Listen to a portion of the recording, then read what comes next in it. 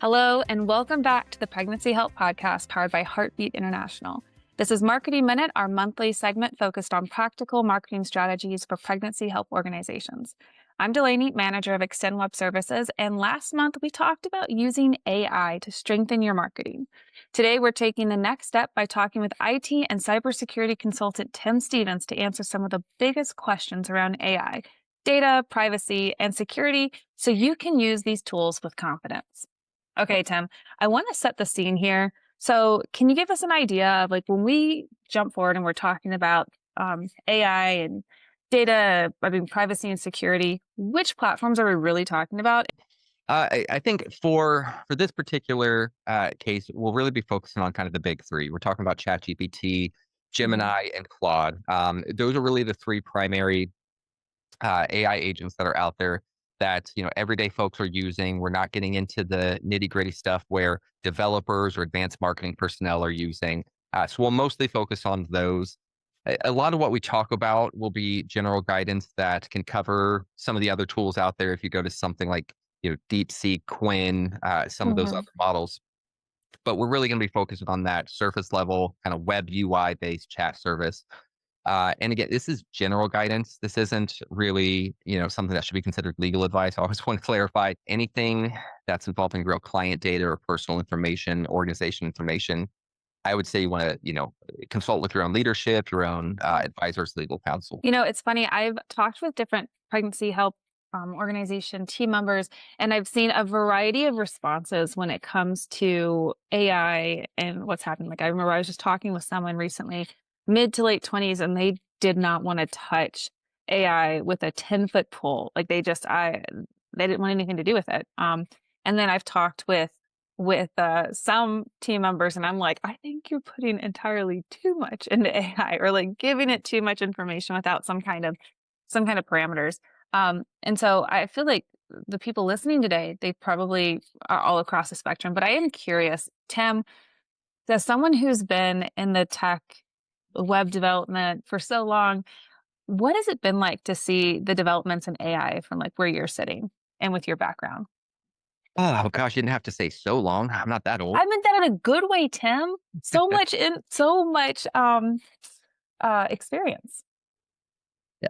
So, and you're right. There's folks on both sides of the spectrum that are, all in on AI Mhm. and some folks that are not wanting to touch it. And it's been this shift where it used to be people that weren't familiar with something were the ones that were like, oh, no, I don't want to touch it.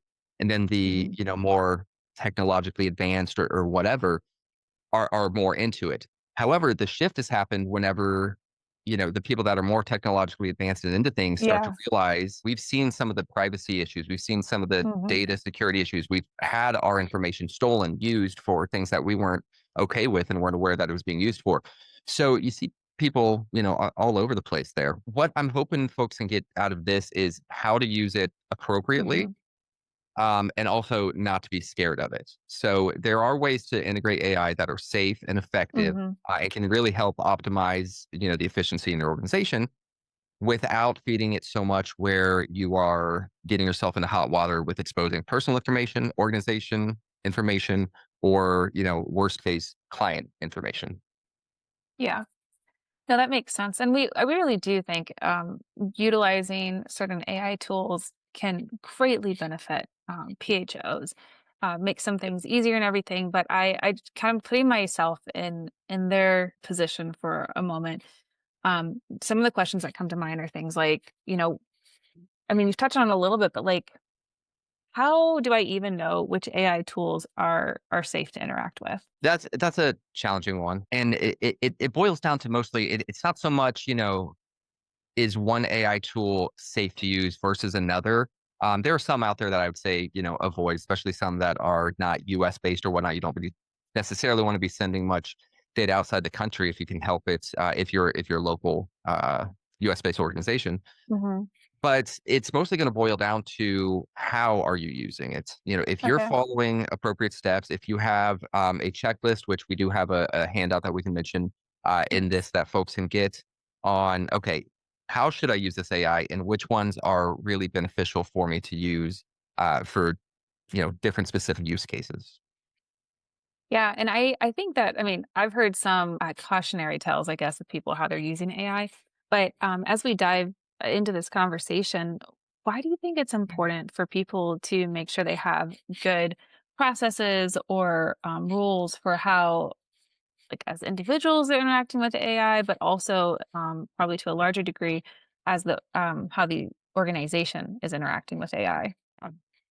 Yeah, I mean, if you have folks in your organization that are interacting with the chat agent, especially if they aren't following some Mhm, sort of safety protocol with it, you risk exposing proprietary information. You may have mhm, internal data that's getting out there, or again, Lord forbid, client information that's getting out there that exposes you for yeah, in a number of ways, obviously, and also depending on what ways they're using it if they are engaging it to where it can make changes to, their email or make changes to apps on their computer or mhm, interact with a server or a your local network, then it can do a lot of damage.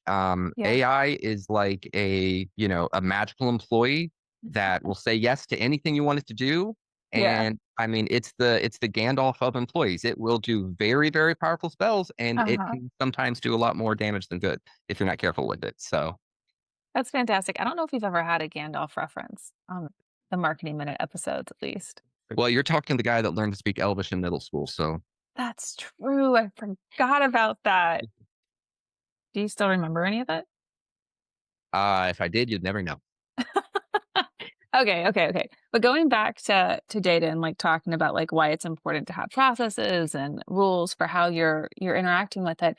How like you've got these different platforms like Claude and OpenAI and everything.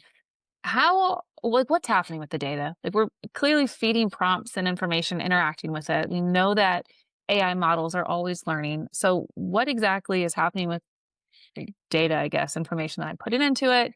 Can I control how much it gets from me? Is it bad that it's learning from me? I've got questions, Tim. Sure. So something to understand is even if you're using something like Claude Desktop, some folks are under the impression that because it's on your local computer, that it's using, it's on your local computer, it's not going anywhere. Hmm. And it's important to know that anytime you're interacting with an AI, through Claude, Gemini, ChatGPT, even if it's that locally hosted application, it is sending anything you put in there. It's sending it to their servers for it to be processed and for the AI agent to actually, spit out its Okay. response and send it back to you. The brain isn't living on your PC. That's just the doorway essentially for their brain to, actually process your data on their own servers. So Hmm. everything you type in there and press send on, it's getting out there. Whether it's learning or not depends on some settings that you may have within the app or within the Okay. service. So if you're looking at, again, we'll stick to the big three out there. They all have ways for you to opt out of your data being used to train, especially if you're on a paid version or in a workspace version, for instance, with Gemini. Um, it's a little bit different with each one, but Hmm. there's the option to go into the settings and either turn off the setting that says, use my data to train models or, use my data to improve models, things of that nature. So you can disable that to prevent it from keeping your stuff and learning from it long term. So, say somebody is trying to look at how successful their walk for life has been over the past 5 years, or to see the different patterns and how it's grown or how it's decreased, the things that are impacting it. If they wanted to put information, a prompt, if they wanted to put this into one of the three platforms that we're talking about, is there, like, if they accidentally put something that they didn't need to, like donor personal information, there's not, is there like a way to be like, oops, let me back that up, let me delete that, or like what happens with that information? Yeah, so you can delete entire conversations with most of them. Some of them you're able to Mhm, do called a kind of a backtrack to a certain state. mhm. So that will reset that conversation or remove the conversation from your local machine. But something that's important to know is that even though it's deleted, Yeah, most of them still have it remaining on their servers for typically it's 30 days. So even okay. after you delete it, It's going to last on their server for up to 30 days or so. It's not necessarily something they're looking at, especially again if you have the training set to off. But it is worth knowing that hey, that information is technically still exposed on there for a little while. If you have something like Gemini in Workspace, you're able to have it Hmm. set close to like 72 hours that it'll retain things. But once you send it out there, it's out there for a little while. There's no just undo button that completely erases the what's called the inference data or the Hmm. context from those AI agents servers. Let's take a moment though, and we've said a couple of things that I know that people recognize ChatGPT and Mhm. OpenAI, Gemini, like talking about it that way. But you mentioned Claude Desktop. Can you just give a a very brief description of like what that is? The difference between like Claude, obviously like in the web browser or the app or something, versus having it interacting with you as a Claude Desktop. Yeah, on Claude Desktop, you have a few additional tools available to you and a few additional features that can really improve, again, efficiency, Hmm. but they all come with a little bit of risk. So with Claude Desktop, you can have it do things directly on your computer. Hmm. Actually, control your computer, open apps, interact with certain apps, go through your file system. Which, if you're connected to, your organization's network, it may be going through your organization's file system Wow. as well. The Hmm. default settings do have it contained within certain areas, and you have to allow it to do certain things, but it's very easy to allow it to do things. And it's very easy to get confused on what you're allowing it to do if you Yeah. aren't familiar with some of the terms. So there have been situations where people have lost a significant amount of data Yeah. from using it improperly, not necessarily knowing what they were doing. Um, and if you don't have other things in place like backups, that may be permanently gone.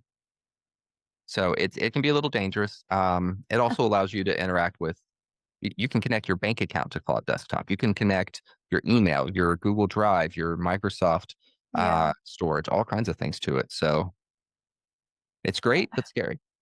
Yeah. And I mean, if somebody doesn't have any kind of tech background, whether it's, I don't know, they just haven't had the opportunity to explore it or they haven't had the interest, but suddenly they're looking at how can they utilize AI to maybe be a good steward of the time and money um, that their organization has. Like how I know we've been touching on this, but with stuff like Claude Desktop and making sure that it only has access to what you're wanting to have access to, how do you even go about doing that? Like if you don't have the background or experience.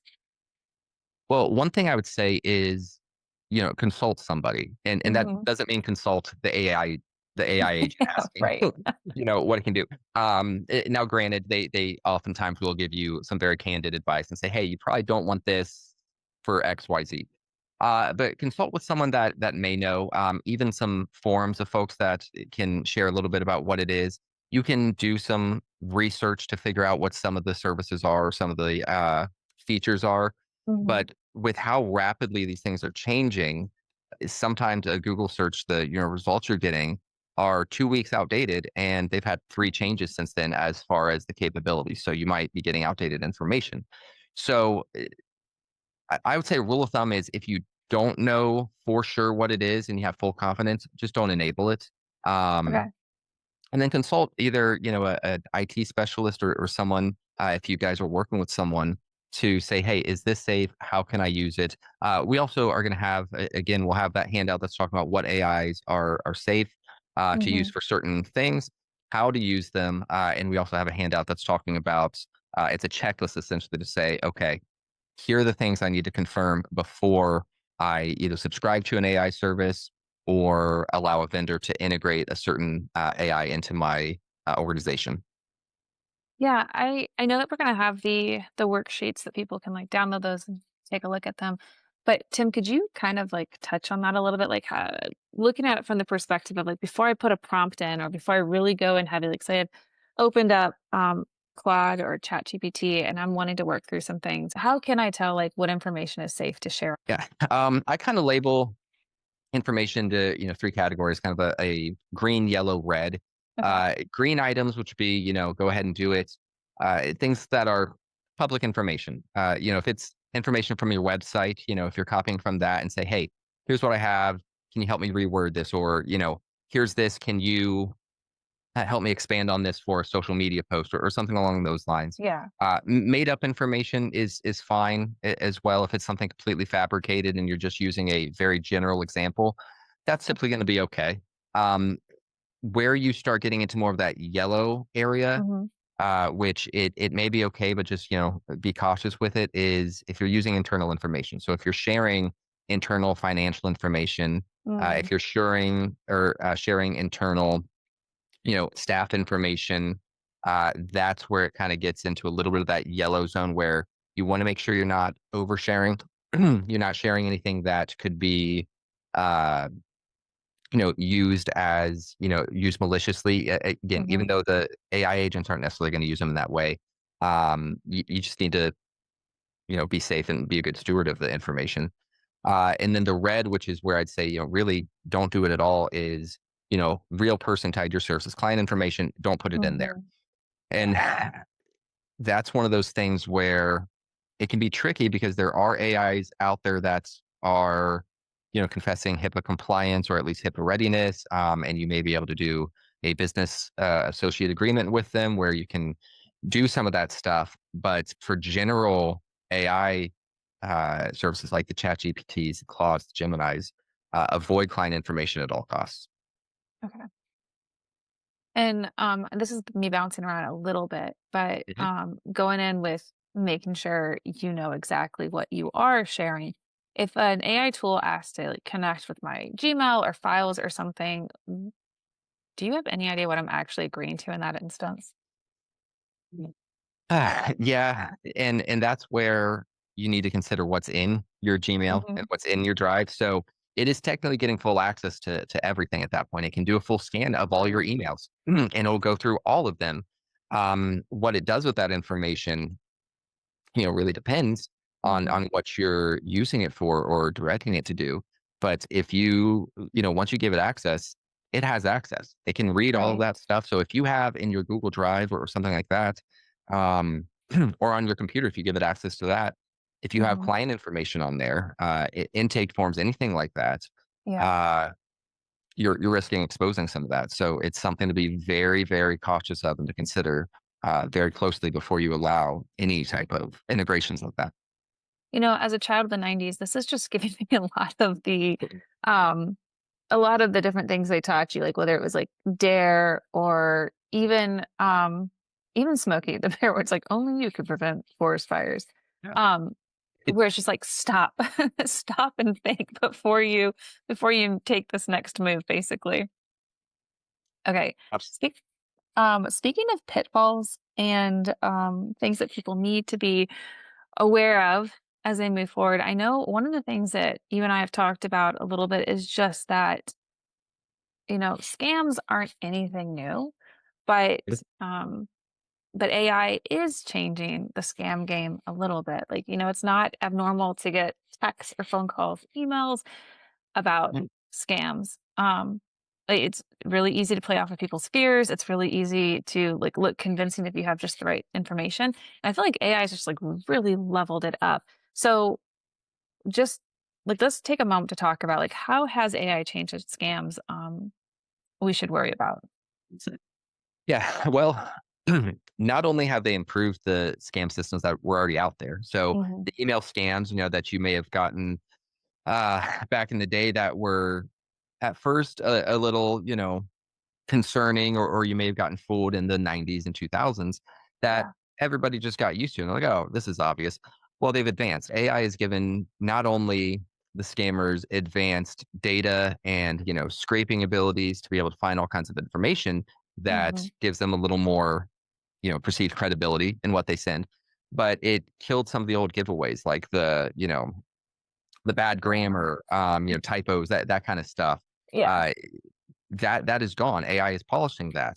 AI writes very clean. It's Hmm. very concise, and it can match a certain voice or style. So if you have public information from you posting social Hmm. media, blogs, newsletters, anything that you send out there, it can analyze that, match your voice and tone, and then spoof, your email address and send things out that very much read like you. So that's come about and improved. But then with the advance in AI, voice cloning and Oh, whatnot. yeah. If you have a 10, 15, 30-second clip of your voice out there somewhere, it can mimic your voice very convincingly and send a quick message or, leave a quick voicemail that says, "Hey, Mhm. I'm stranded. I need, 5 grand. Can you transfer X amount of money, to this bank account? Yeah. Quickly, please. I'm on a life-saving mission. I need to get to this, area." So it's gotten very advanced in the scam market, unfortunately, as all things do with technology. Once technology advances, it really is some of the no-gooders that get out there and use it the most. In terms of scams hitting nonprofits or pregnancy centers, what are the ones that maybe they might have to be a little bit more uh, aware of? Yeah. Well, the one I already mentioned, if someone calls, your director calls and says, "Hey, I Hmm. need X amount of money." So wire Yeah. transfers are a big one. Um, you can have donors call you, either established or, potentially a new donor that is wanting to speak with you and wants to get a little bit of information first. And sometimes they're trying to get a little bit of information from, the person that answers the phone so that they can use that information for the second part of their scam, which is maybe that wire transfer or something. Um, there's all oh gosh. We've seen things where folks have called and said, that they're a client and they're just trying to, get them to mess up. They'll have the strangest things, and just trying to get them to say something that they can misconstrue Hmm. as hostile towards women or any number of things. So there are a lot of ways that the AI can anything that can come up malicious, all it takes is, send a prompt and it's off to the races and it's handling everything. Yeah. So It's crazy that we have such a like powerful tools at our fingertips now. But it since you've already brought Gandalf into the conversation, um, it reminds me of Peter Parker's uh, Uncle Ben, who's like, "With great power comes great responsibility," and I really feel like that applies so well to what we have available to us now with AI. it does, because if you are a leader in a pregnancy center, if you're a director or something, then you already understand that you have responsibility for the data and all those things.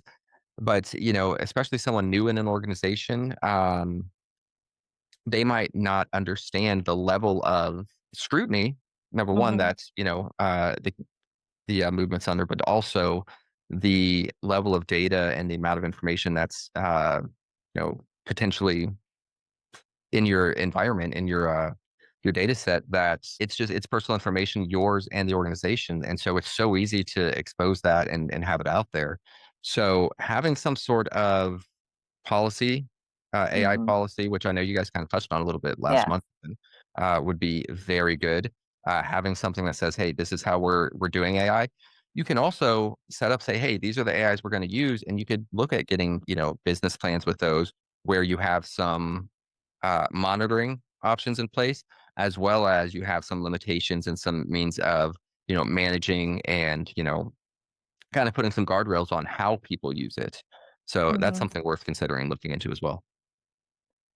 I know that I've been pelting you with questions, but I've got a few more, Tim. 'Cause you're just providing such great feedback. Um, One of the things that it's common to see now is just like things where it's like become an AI expert in 2 weeks, and so I don't think those are scams. I think they're kind of sometimes scam adjacent because I don't know how many people can claim to be an AI expert in something that is kind of constantly like evolving and changing.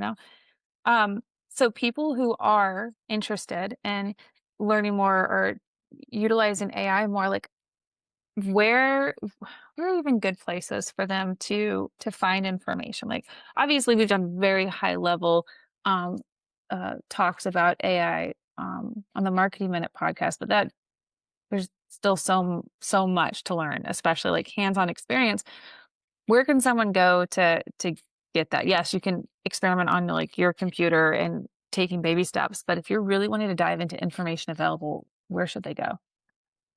Yeah, and that's kind of one of those things that's challenging because as the AI agents and the stuff under the hood is changing. I mean, like I said, every couple weeks there's some sort of update that really changes the core of how it works, how it interprets prompts, how it handles data and sends stuff back. Mhm.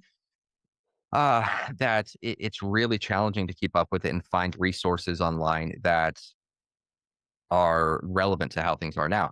But you can look at things, we'll start with the easiest ones, which, you can go on YouTube and find very reputable places. I'm not saying just find the first video that talks about the exact Right. thing that you're looking for. Look for people that have, an established, following, that have, a large number of subscribers, things like that. That's probably going to give you some decent information. If you're looking for full-fledged, learning and, getting some sort of um, either certificate or some sort of specific specialist role or, Mhm. or whatnot. Go to some of the sources. So Nvidia, which a lot of people think about that. Oh, it's the graphics card company. They have some fantastic courses Okay. on AI and whatnot. That's probably more of the advanced stuff, though. Unless you're really wanting to be a full fledged AI specialist, that's probably overkill. But Google has some as well. Google has some from ranging from very simple to advanced. Um, there's a few other out there that are solid, but I think Google would be a great place to start. Microsoft also has some of their own.